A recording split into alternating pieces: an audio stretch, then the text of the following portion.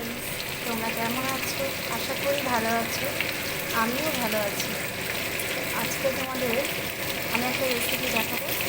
সেটা হচ্ছে কই মাছ দিয়ে সজনে আলু উচ্ছে দিয়ে ঝোল একটা রেসিপি। দেখতে থাকো। তো আমার মাছটা ভাজা হয়ে গেছে। এখন আমি কড়াইতে দেবো সজনে আলু উচ্ছে।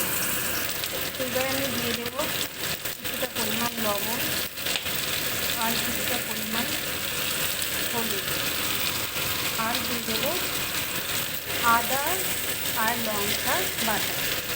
সেইটাকে আমি ভালো করে ভেজে নেব।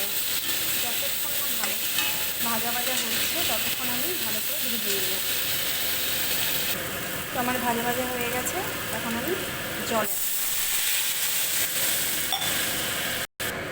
এবার মাছগুলোকে দিয়ে দেবো।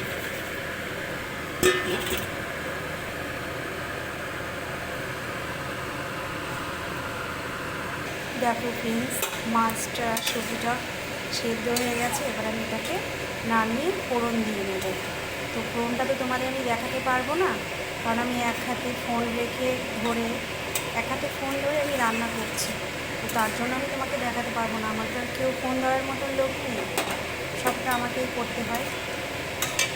দেখো দেখো জিরেটা ভেজে আমি নামিয়ে নেব।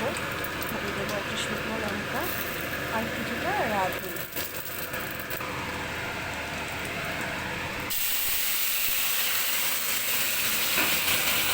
দেখো জিরে ভাজাটা এর মধ্যে দিয়ে দেবো। তো আমার রান্নাটা মোটামুটি হয়ে এসছে। এবার আমি নামিয়ে নেব। তো দেখো ফ্রেন্ডস, আমার রান্নাটা হয়ে গেছে।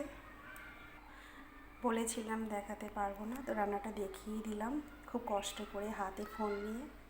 তো ভালো লাগলে একটা লাইক করবেন। আর রান্নাটা খুব সুন্দর। এরকম রান্না দেখুন, এরকম গরমে এরকমভাবে সজনে আলু উচ্ছে দিয়ে এরকম কই মাছ দিয়ে ঝোল রান্না করে খেয়ে দেখবেন, খুব ভালো লাগবে, খুব ভালো লাগবে। আশা করি এই পর্যন্ত। নেক্সট ভিডিও দেখতে হলে পরে। Bye bye.